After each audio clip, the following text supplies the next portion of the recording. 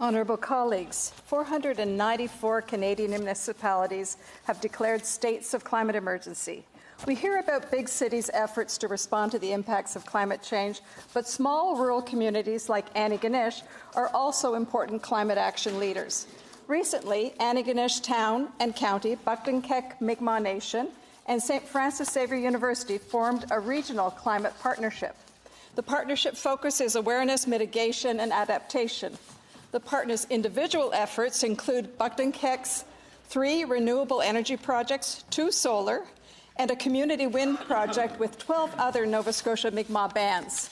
The town of Antigonish is a member of the Alternative Resource Energy Authority, which owns the Eller House Wind Farm, and is exploring an investment in solar gardens, as well as plans to install electric vehicle charging stations.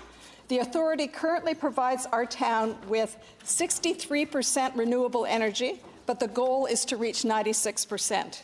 Antigonish County, a founder of the Antigonish Community Energy Co-op and Antigonish Climate Resilience, has focused on solar infrastructure for its buildings and is planning other carbon emission reductions through infrastructure improvements.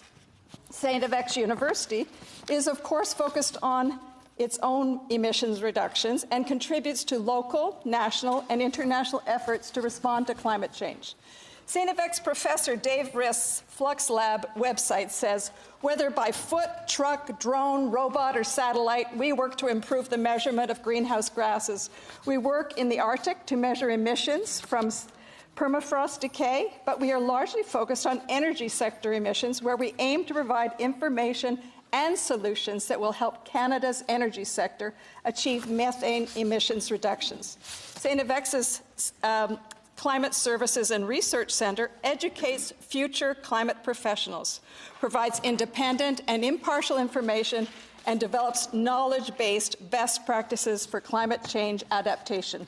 Professors at the new centre include Hugo Beltrami, expert on energy transfer and regional climate modelling, Andrew McDougall, expert on long-term climate change and carbon budgets, Lisa Kelman, expert on greenhouse gas exchange processes in aquatic and soil environments, Patrick Withy, expert on evaluating the economic impact of climate change, and Corinne Cash of the Coady Institute, who's working on remote community renewable energy power generation.